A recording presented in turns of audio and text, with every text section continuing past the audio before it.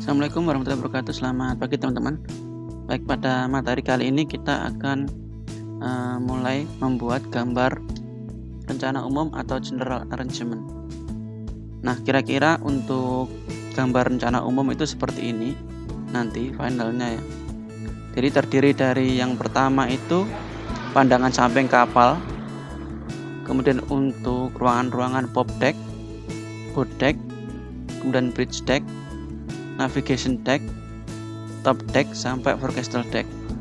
Dan setelah itu ada lagi untuk gambar untuk main deck. Kemudian yang terakhir itu adalah double bottom. Nah, untuk materi kali ini kita akan mencoba menggambar untuk bagian pandangan samping kapal seperti ini.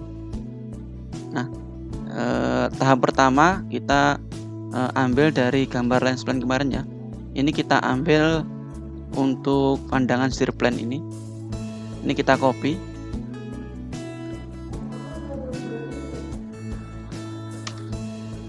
Oke, seperti ini. Kemudian untuk keterangan-keterangannya sementara kita hapus dulu semuanya ya. Nah, untuk garis-garis waterline ini juga kita hapus. Garis untuk stationnya juga kita hapus. Kemudian untuk steer plan nya kita hapus juga.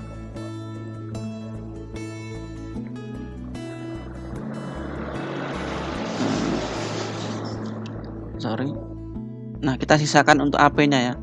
Ini kita biarkan dulu untuk AP-nya sama FP-nya nanti. Nah, ini kita hapus. Ini juga kita hapus ya untuk keterangan station ini. Nah, ini untuk bagian body plan juga kita hapus. Ini sama kita hapus semua.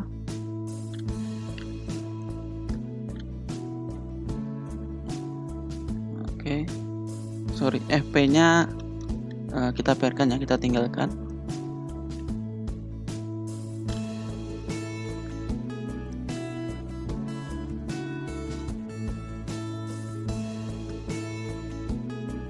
Nah, untuk bagian chambernya ini juga kita hapus ya. Oke, jadi sisakan gambar seperti ini. Kemudian ini kita hubungkan, kita jadikan satu ya.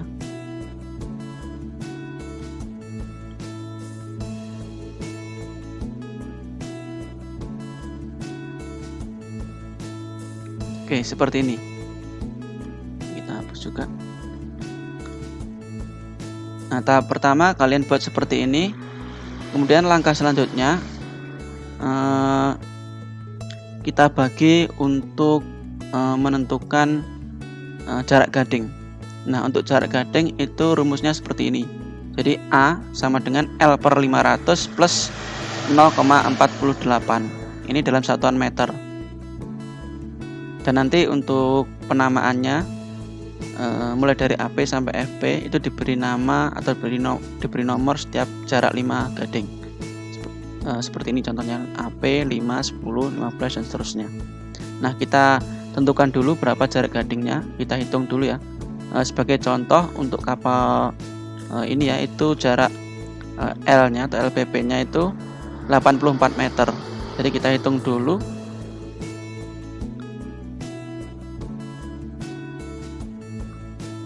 Jadi L itu 84 dibagi 500 sama dengan itu ditambah 0,48. Nah, sekitar 0,648. Nah, ini kita bulatkan jadi 0,6 meter. Oke. Jadi kita buatkan jarak gading ya, mulai dari AP ini saya buat garis ya di sini. Kira-kira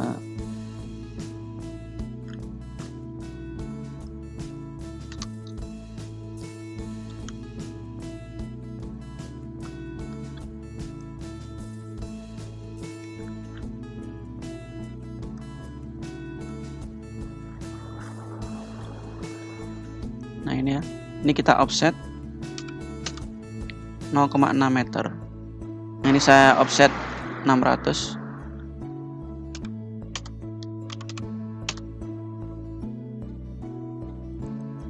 Nah, segini. Jadi tolong pastikan skalanya ya. Kalau contoh ini belum saya skala, ini masih dalam satuan mili. Jadi kalau 0,6 meter itu jadi 600 mili ya. Ini kita offset lagi dan seterusnya. 1, 2, 3, 4, 5. Ini saya beri nama sini ya. Nah, seperti ini ya.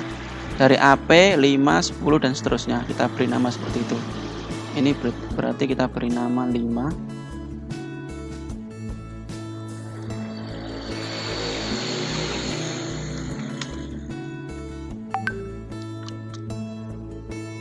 Nah, seperti ini. Dan ini kita copy.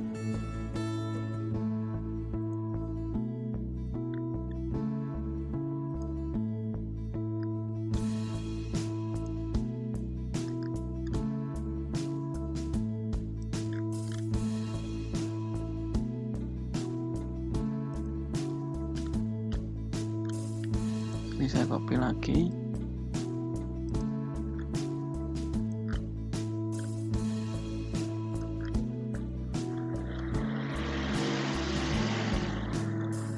Oke, sampai FP terakhir ya. Ini kita hapus berarti.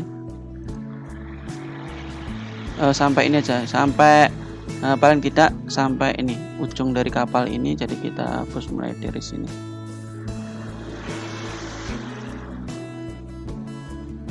Ini FP. Oke, kemudian kita beri penamaan ya. 5, ini 10.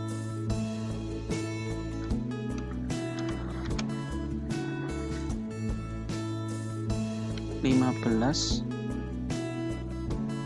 20,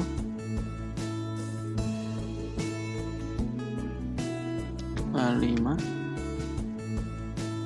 30, 35, 40, 45, 50, 55, 60, 65, 70, 75, 80, 85, 90, 95, 100, 105, 110, 115, 120, 125, 130,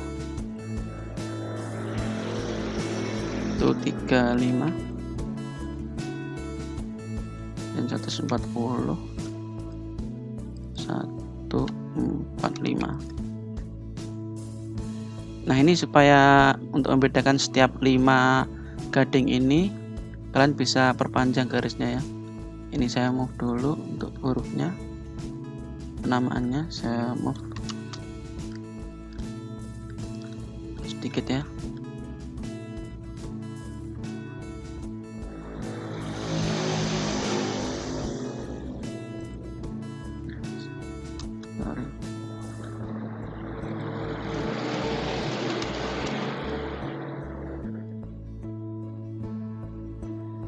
Nah, seperti ini. Kemudian kita buatkan garis ya untuk memperpanjang ini. Oke, kemudian kita extend.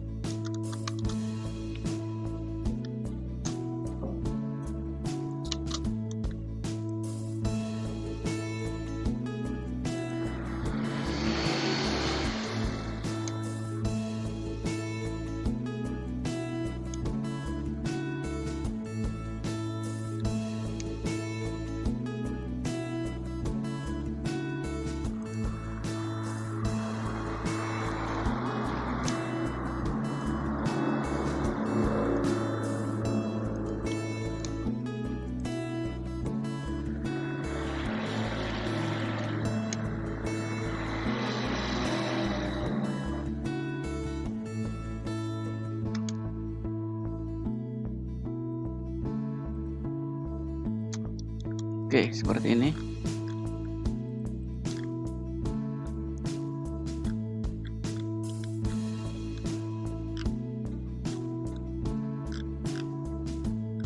Oke, sudah selesai. Ini untuk gading-gadingnya. Jarak gadingnya sudah kita buat ya. Ini ada tambah lagi ya bagian belakang, bisa kita tambah lagi ya. Di sini masih dari 0 ya. Terakhirnya ini kita bisa tambahi. Kita copy dari sini ke sini. Nah, ini kita beri nama -5 ya, karena nanti di sini juga ada gading-gadingnya di sini. Oke, seperti ini. Oke. Nah, setelah ini langkah selanjutnya yaitu ini kita menentukan jumlah sekat melintang atau water tight bulkhead. Nah, di mana untuk jumlah sekat kapal itu ditentukan sebagai berikut ya. Jadi kalau misalkan L kurang dari sama dengan 65 itu 3 jika letak kamar mesinnya atau mesinnya itu di after atau di belakang, itu 3. Untuk yang lainnya itu 4.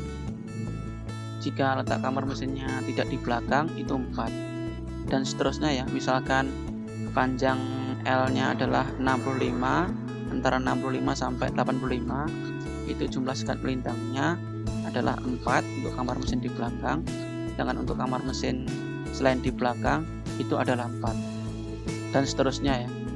Nah, untuk jumlah sekat melintang itu atau water tight bulkhead itu terdiri dari yang pertama itu ini ya, ada collision bulkhead, jadi bagian depan ini sekat tubrukan, dan ada lagi sekat buritan atau stern chop bulkhead, kemudian ada sekat kamar mesin atau engine room bulkhead ini, kemudian ditambah lagi dengan sekat-sekat ruang muat. Nah, ini jadi itu ada bagian-bagian sekat kedap atau sekat melintang ini ya. Nah, untuk contoh kapal ini itu nanti karena panjangnya di sini ya, LPP-nya adalah 84. Nah, kalau kita lihat di dalam tabel ini itu letaknya di bagian sini ya. Dan untuk kamar mesinnya rencananya di belakang itu minimal 4. Jadi ini tabel minimal ya. Minimal 4. Nah, untuk karena bagian ini pasti ada ya, di bagian. Nah, ini untuk ini sekat buritan, sekat tubrukan sama sekat kamar mesin ini kan pasti ada. Ini 3 plus 2 nanti plus 1 nanti itu di kamar di ruang muat ini. Nah, rencananya nanti kita buat 3 ruang muat, jadi tambah 1 lagi, jadi ada 5 sekat. Nah, jadi kita rencanakan nanti jumlahnya adalah 5 sekat untuk contoh ini, karena di ruang muat kita rencanakan 3 ruang muat ya. Nah, untuk kapal tanker itu ada peraturan khusus ya. Menurut BKI, jarak antar sekat tangki itu tidak lebih dari 0,1 lbp dan tidak boleh kurang dari 15 meter atau minimal 15 meter. Dan nanti sekat-sekat tersebut itu harus dipasang tepat di bagian gading sini ya. Jadi kalau seperti ini nanti tidak boleh di antara gading, harus di bagian-bagian gading ini sekatnya. Oke. Nah, ini nanti ya. Jadi rencananya karena panjang kapalnya adalah 84 ya di sini contohnya. Nah, ini kita rencanakan nanti adalah 5. Itu harusnya adalah 4, kita tambah 1 ya di ruang muat sini, karena ruang muatnya itu kita rencanakan 3, jadi tambah 1, artinya jumlah sekatnya nanti total adalah 5. Jadi sekali lagi di sini itu adalah jumlah sekat minimal. Oke ya. Nah, kita hitung dulu ya. Untuk pertama kita buat dulu untuk sekat tubrukan atau ini ya, collision bulkhead ini. Nah, ini jaraknya untuk collision bulkhead itu adalah ketentuannya di sini 0,05 sampai 0,08 lbp. Nah, karena nilai ini ya, ini sama dengan panjang forecastle ini ya, kalau kita lihat kemarin itu. Nah ini 0,5 sampai 8% atau 0,05 sampai 0,08 LBP sama ya. Berarti kita bisa langsung gunakan ini karena kemarin sudah kita hitung, kita gunakan acuan ini saja. Nah kita cek apakah ini itu sudah pas di gadingnya atau belum. Nah ini kalau kita lihat ini belum ya, belum pas di gadingnya, maka kita buat skatnya itu tepat di gadingnya. Nah kita geser aja skat ini di bagian sini ya, kita geser ke sini.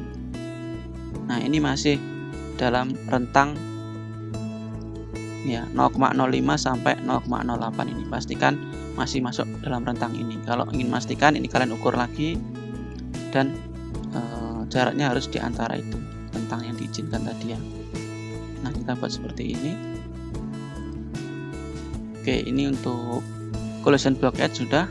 Kemudian kita buat untuk skat kamar mesin atau engine room bulkhead, itu ketentuannya nah ini ya 17 sampai 22 LBP. Nah kita lihat lagi di ketentuan kemarin ya, untuk membuat opdeck itu sampai sini itu 17 sampai 20 LBP, ini hampir sama ya. Nah berarti kita bisa gunakan ini ya. Nah ini kita geser, kita perpanjang ke bawah, kemudian kita paskan di posisi gadingnya. Nah seperti ini. Nah ini kalian bisa cek lagi ya, nanti ukurannya harus di dalam rentang ini ya, 17% sampai 12% LBP ini. Oke, ini saya ganti untuk tulis garisnya. Oke. Nah setelah itu kita buat untuk skat buritan atau steering bulkhead ya. Nah untuk steering bulkhead atau skat buritan itu jarak minimal adalah 3 gading atau 3A ini, dihitung dari steering bearing bush ini ya. Nah steering bearing bush itu ini ya, jadi untuk shaft propeller ini kan ada bearingnya, ada bearing bushnya ya.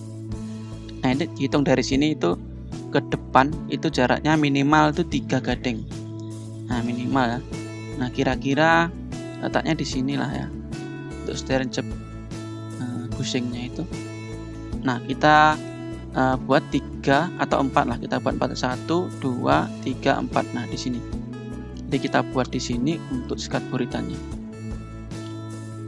Nah sampai sini. Oke. Nah ini kita ganti garisnya. Nah oke.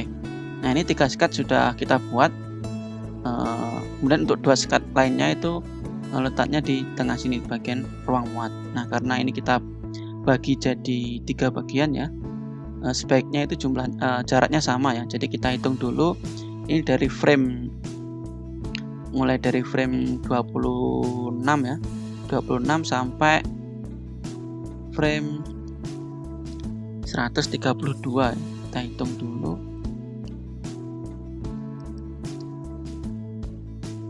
Frame 132 dikurangi 26, 106, ini dibagi 3. Nah sekitar 35 frame ya, kita buat 35 frame.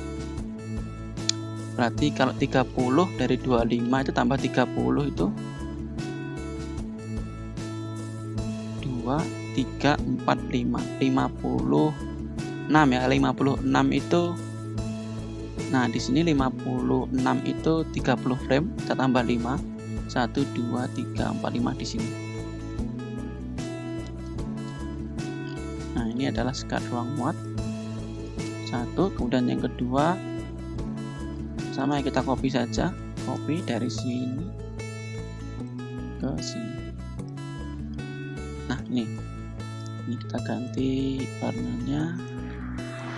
Nah oke, jadi ini adalah skat untuk ruang muat. Jadi sebaiknya kalau bisa itu dibagi sama rata ya. Oke, ini untuk skat melintangnya sudah ya. sudah selesai. Kemudian untuk selanjutnya, tahap selanjutnya adalah kita membuat double bottom ya.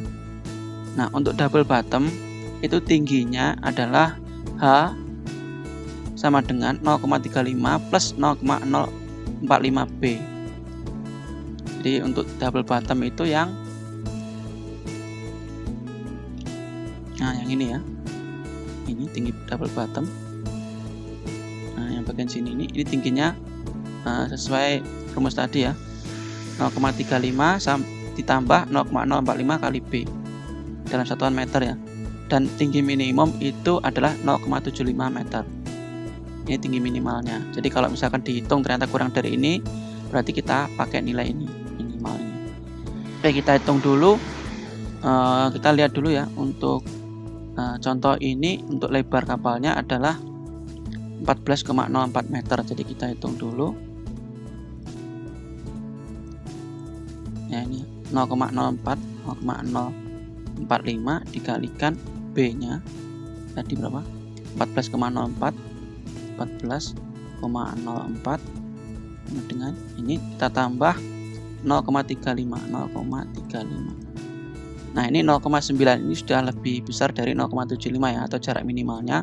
Nah, ini kita bulatkan jadi 1 meter ya. 0,9 ini kita jadikan 1 meter. Oke, jadi kita offset dari baseline ini ya 1 meter. Nah, karena ini dalam satuan mili berarti 1000. Oke, nah ini kita perpanjang ya sampai depan.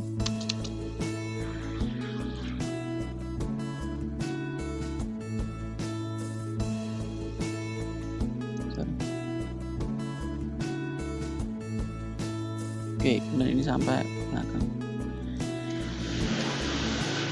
Oke.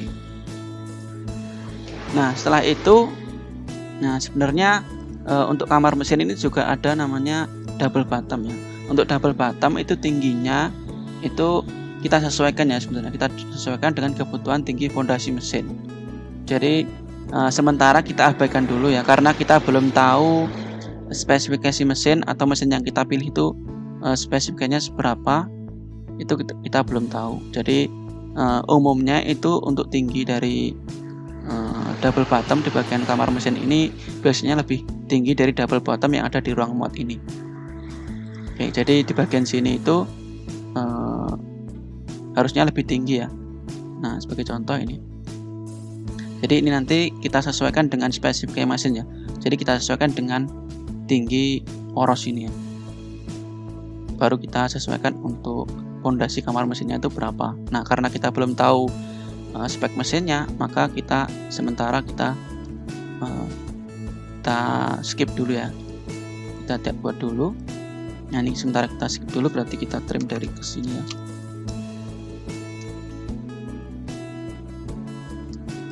Nah, oke. Nah, ini kita sesuaikan sesuai dengan spek mesinnya. Oke, setelah itu untuk double bottom sudah selesai ya. Dan langkah selanjutnya yaitu kita buat untuk bagian ini ya, ruang-ruang akomodasi atau geladak akomodasi ini. Tingginya untuk geladak akomodasi itu minimal itu adalah 2,4 meter ya. Jadi untuk memastikan kecukupan headroom untuk ABK atau penumpang ya, setelah dikurangi dengan tinggi beam serta kabel dan pipa ventilasi dan lain-lain ya. Di atasnya kan pasti ada itu ya. Nah, nanti untuk tinggi minimalnya itu adalah 2,4 meter. Oke, kita offset ya. Jadi ada 1, 2, 3, 4, 5. Ada 5 ruang akomodasi ya, atau geladak akomodasi. Berarti kita offset dari sini itu ada 5. Itu 2, 3, 4, 5. Nah, karena di popdeck ini sudah kita buat ya, jadi kita tinggal buat 4. Kita offset. Ini kemarin kita sudah atur untuk tingginya adalah 2,4 ya, kalau nggak salah. Kita cek dulu. Jadi ini sudah sesuai.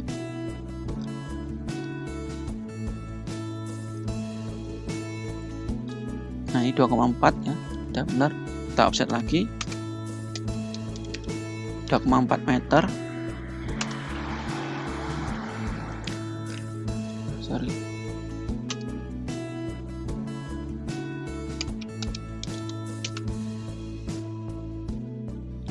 2, 3, 4, 5 ya. Jadi ada 5 ruangan, 1, 2, 3, 4, 5. Oke. 1, 2, 3, 4, 5. Oke ya. Top deck, bridge deck, navigation deck, dan top deck. Nah, untuk panjangnya ya nanti sementara kita skip dulu ya. Nanti di materi selanjutnya baru kita tentukan berapa panjang masing-masing geladak pada accommodation deck ini ya. Oke, sementara seperti ini dulu, silahkan dibuat. Saya akhiri untuk materi kali ini. Wassalamualaikum warahmatullahi wabarakatuh.